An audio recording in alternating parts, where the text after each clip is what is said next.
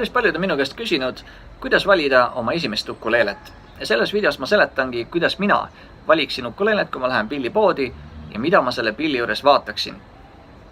Nüüd, kui ukuleele on kõige esimene pill üldse, mida sa kavatsed õppima hakata, siis ma arvan, et see on väga õige otsus valida just ukuleele, sellepärast et ukuleelet on võrdlemisi lihtne õppida. Ukuleele on ka piisavalt väike pill, et seda on igale poole hea kaasa võtta. Näiteks mõned väiksemad ukuleeled mahuvad isegi seljakotti. Ja ukuleele keeled on tehtud nailonist, mis tähendab, et nad on näppudele natukene sõbralikumad, kui on näiteks western kitarri metallist keeled. Kui sa lähed pillipoodi, siis suure tõenäosusega kohtad sa seal 4 erinevas suuruses ukuleeled. Kõige väiksem ukuleele on sopran ukuleele. Sellest suurem variant on alt ehk kontsertukuleele, mis on ühtlasi ka üks populaarsemaid. Siis edasi tuleb tenor ukuleele, mida sa näed siin minu käes. Ja sellest suurem variant on bariton ukuleele, mis kõla poolest meenutab juba natukene nailonkeeltega Hispaania kitarri. Põhimõtteliselt on olemas ka bassukuleele, aga Eesti poodides ma seda väga näinud ei ole.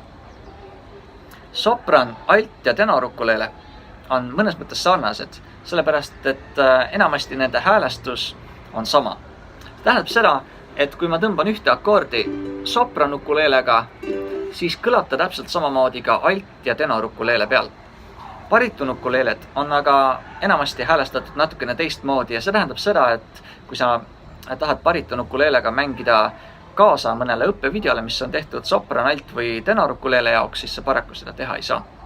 Kahjuks ei ole ka bariton ukuleelele tehtud nii palju õppematerjali internetis, kui on tehtud teiste ukuleelede jaoks.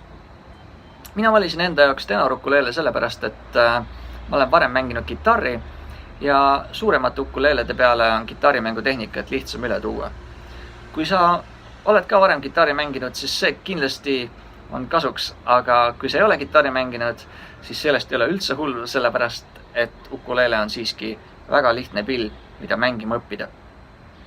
Nüüd, üks olulisemaid asju, mida ma poes jälgiksin ukuleele juures, on see, kas pill häälestub. Ja siin tuleks vahet teha sellel, kas pill on hääles ja kas ta häälestub. Ma arvan, et kõige õigem oleks küsida nõu poemüüja käest, sellepärast, et Eesti poodides poemüüjad on kõik väga abivalmid, sõbralikud ja piisavalt pädevad, et sind aidata. Lihtsalt vali välja ukuleele, mis sulle kõige rohkem meeldib, ulata see poemüüjale ja küsi, kas pill häälestub hästi ja palu tal pill sinu jaoks häälde panna. Edasi ma libistaksin sõrmedega üle pilli kaela ja tunnetaksin, ega mõni astmetraat ei torgi, sest kes tahaks mängida pilli, mis torgib. Ja astmetraadid võivad hakata torkima siis, kui pill tuleb tehasest. Ta on mitu aastat seisnud poes, oodanud õiget omanikku ja puit ajaga kuivab väiksemaks, tõmbab kokku ja astmetraadid võivad siis üle ääre ulatuda ja hakata torkima. See ei ole nüüd selline viga, mida ei saaks parandada, sest pillimeistrid ja mõnel juhul ka poes inimesed, poemüüjad oskavad lihvida astmetraate madalamaks, nii et nad enam ei torgi. Järgmine asi, mille peale ma mõtleksin, on see, kas ukuleelele on vaja elektroonikat või mitte. Selle pilli sisse on ehitatud elektroonika, siia käib juhe. See tähendab seda, et pilli on võimalik mängida läbi kõlari.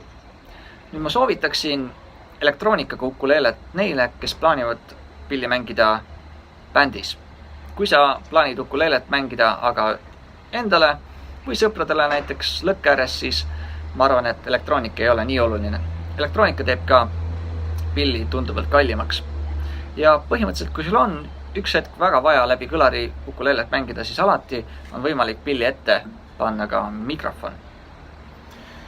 Järgmine asi pilli hinna ja kõla kujundamisel on see, kas pill on tehtud täispuidust. See tähendab seda, et pilli esimene gaas, esikülg, küljed, tagagaas on tehtud täispuidust. Tavaliselt täispuidust pillid kõlavad paremini. Aga sellel on ka mõned miinused. Näiteks täispuidust pillid on kallimad ja nad on kapriissemad õhutemperatuuri ja õhuniiskuse muutustele. Kui aasta-ajad muutuvad, siis kõigub ka õhutemperatuur ja õhuniiskus suuresti. Ja see tähendab seda, et sa pead rohkem oma pilli eest hoolt kandma. Sa pead hoidma teda ühtlasemas keskkonnas, sest täispuidust pillid võivad kergemini hakata muidu pragunema. Ja seda me keegi ei taha. No, põhimõtteliselt on võimalik jälgida ka seda, mis puidust, ehk siis mis puuliigist on ukuleele tehtud. Ukuleelesid tehakse väga-väga erinevatest puuliikidest, aga kõige kuulsam nendest on koapuu, mis on endeemiline liik ja mis kasvab ainult Hawaii saartel. Et kui sa tahad mängida sellist ukuleelet, mis on nagu kõige originaalsem variant, siis algupäraselt on ukuleele Hawaii saartelt pärit ja sealt kõigepealt tehti ta siis koapuust. Nii et siis sa võid selle puu peale mõtelda, aga Eesti poodides ma ei olegi väga näinud koapuust pille. Nii et kui sul õnnestub leida, siis sa oled õnnelik. Pilli hinnad poes jäävad umbes vahemikku 50–500 ja ma päris kõige odavamat pilli sulle ei soovitaks. Ma arvan, et selline keskmises hinnaklassis pill on see, mis kõlab hästi ja teenib sind ka aastaid. Kohe, kui sa oled algaja, siis ma ei usu, et oleks mõistlik kõige kallim pill osta, et võib-olla algusest tundma õppida ühte pilli ja siis vaadata sealt edasi. Ja kõige olulisem asi ilmselt pilli valikul on see, et pill sulle endale meeldiks.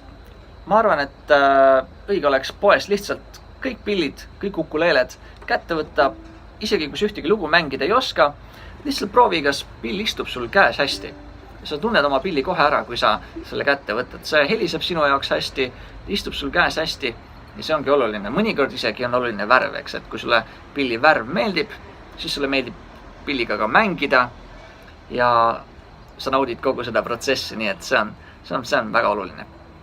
Ma arvan, et saigi kõik, mida mina oskan selle valiku osas soovitada. Ma loodan, et see video on sulle esimese pilli valikule abiks. Ja varsti on tulemas ka videosid sellest, kuidas alustada lugude õppimist ja kuidas lugeda ukuleele tabulatuuri. Nii et ma loodan, et näeme mõnes teises videos. Tšau!